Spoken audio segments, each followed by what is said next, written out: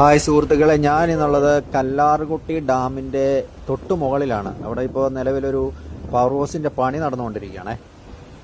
ഇത് ചിന്നാർ മങ്കുവ ഡാമിൽ നിന്നുള്ള വെള്ളം ഈ കാണുന്ന സ്ഥലത്ത് പെൻസ്റ്റോക്ക് പൈപ്പ് നിർമ്മിച്ച് ഇതിലെ വെള്ളം കൊണ്ടുവന്നാണ് ഇവിടെ പവർ ഹൗസ് നിർമ്മിക്കാനുള്ള പണി നടന്നുകൊണ്ടിരിക്കുന്നത്. പണി ഏറെക്കുറെ ഈ അവസ്ഥയിലാണ് ഇപ്പോൾ ഉള്ളത്.